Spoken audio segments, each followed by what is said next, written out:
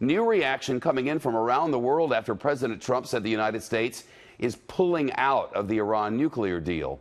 Rich Edson is tracking developments from the State Department. It sounds, Rich, from the latest dispatches from Tehran, that the Iranians are taking a real hard line on this. Now, it seems that they are, and now this fallout, specifically the questions as to how the United States is going to reimpose sanctions and whether or not secondary sanctions, as they're called, whether the United States or who the United States is going to sanction as a result of all this. We're still working that out here and trying to figure out what exactly is going to happen. For the general rule, the countries that are part of the Iran nuclear deal, they wanted the United States to stay in this. The U.S. was negotiating with 3 European countries, Britain, Germany, and France, to try to create a side deal. They've just released a statement. They're known as the E3. They say, quote, after engaging with the U.S. administration in a thorough manner over the past months, we call on the U.S. to do everything possible to preserve the gains for nuclear nonproliferation brought about by the JCPOA by allowing for a continued enforcement of its main elements. That's still unclear. The other 2 countries a part of this, China and Russia,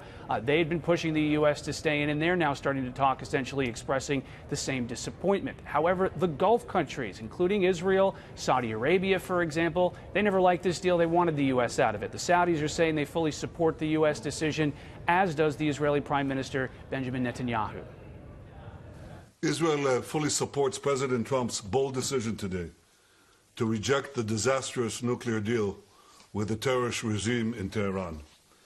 Israel has opposed the nuclear deal from the start because we said that rather than blocking Iran's path to a bomb, the deal actually paves Iran's path to an entire arsenal of nuclear bombs, and this within a few years' time.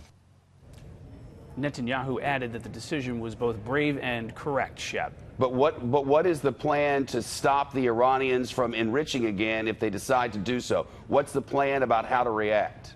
That's a good question. And you heard a little bit of what the U.S. reaction to that is during Mike Pompeo's confirmation hearing as Secretary of State. He says Iran can still reap the benefits of the Iran nuclear agreement if it remains in place. But that's the question the Europeans are asking. You know, now that you have this situation where there is a strong inspections regime because of the JCPOA, does Iran no longer let those inspectors inside of its country because the United States has decided to reimpose sanctions? That's why the European governments in China and Russia are going to try to hold this agreement together, try to do so without the United States. But Iran now has what it believes is the reason to walk away from this because the United States says it's going to do so. Rich Edson at the State Department. Rich, thank you. To be clear, the Iranian president has just said that the talks with these other nations, all of those who are party to the deal, will commence, along with the Russians and the Chinese.